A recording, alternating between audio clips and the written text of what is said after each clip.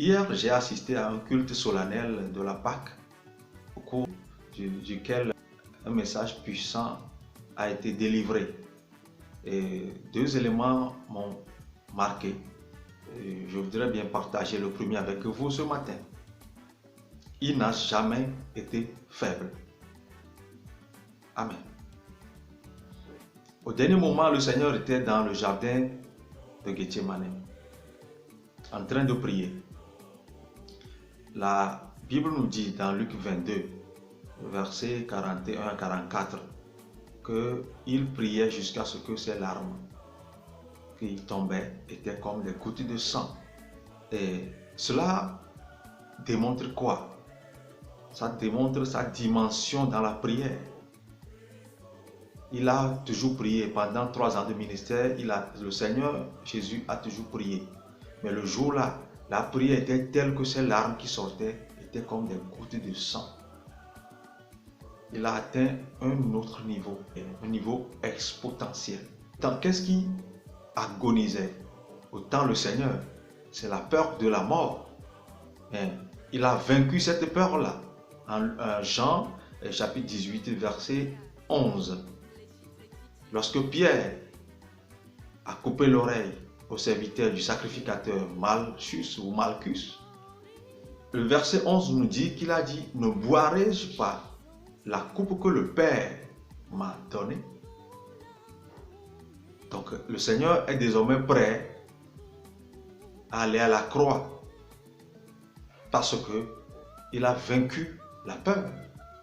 La Bible nous dit, toujours dans Jean chapitre 18, le verset 10, que Pierre a coupé l'oreille à Malchus.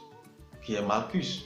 Malchus fait partie de ceux qui cherchent à tuer Jésus. Et Jésus fait encore grâce à ceux qui cherchent à le tuer. Voilà la seconde leçon. La troisième, lorsque Jésus a fait une prédiction à Pierre, comme quoi il le reniera 3 fois, cela s'est réalisé. Cela veut dire que malgré le tourment, les prédictions du Seigneur sont encore exactes. Lorsqu'il est sur le chemin de la croix, un homme nommé Simon de Cyrène est venu porter avec lui sa croix.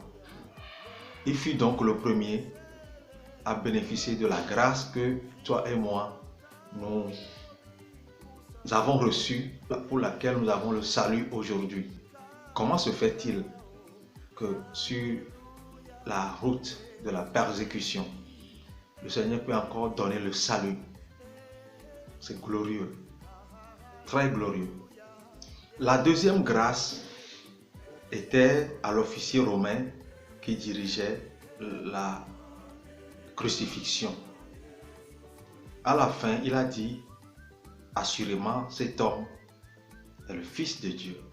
La Bible dit que c'est de l'abondance du cœur que la bouche parle. Dans son cœur, quelque chose est déjà rentré.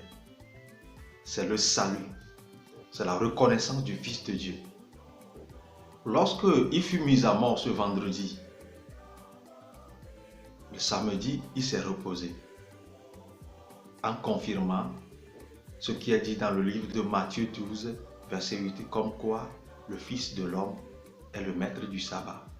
Et cela ressemble étrangement au repos que Dieu lui-même a fait au 7e jour après la création. Le Seigneur a encore confirmé qu'il reste le maître du sabbat, même dans sa mort. Bref, il n'a jamais été faible. Pendant qu'il est persécuté, qu'il tombait, se relevait, où le monde pensait que le Seigneur est humilié, il reste fort en délivrant encore de grâce en grâce. Béni soit notre Dieu. Que cette résurrection t'apporte le salut et le bonheur que tu attends au nom de Jésus-Christ. Amen.